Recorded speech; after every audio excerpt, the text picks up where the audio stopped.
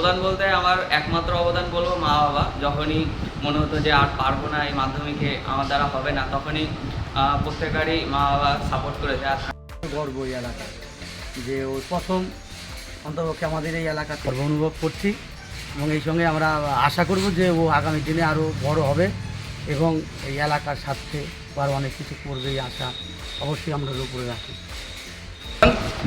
অবদান বলতে আমার একমাত্র অবদান বলবো মা বাবা। যখনই মনে হতো যে আর পারবো না, এই মাধ্যমিকে আমার দ্বারা হবে না, তখনই প্রত্যেকেরই মা বাবা সাপোর্ট করেছে। আর তাছাড়াও যদি স্যাররাও পাশে ছিল, বিশেষভাবে নাম করবো আমার বাপ্পা স্যারের, সহদেব স্যার, তারপরে আমার স্কুলের আশিস স্যার, রামানন্দ স্যার, মুকুল স্যার, নিত্যানন্দ স্যার, এরা খুবই হেল্প করেছে।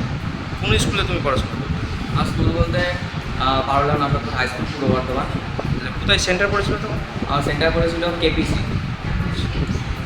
আচ্ছা, তুমি কটা মাস্টার নিয়েছিল? আমার প্রাইভেট টিউটার প্রথম দিকে ছিল 5-6টা, কিন্তু শেষের দিকে আমি সব প্রাইভেট ছেড়ে দিয়েছিলাম, বাড়িতে পড়া শুরু করলাম।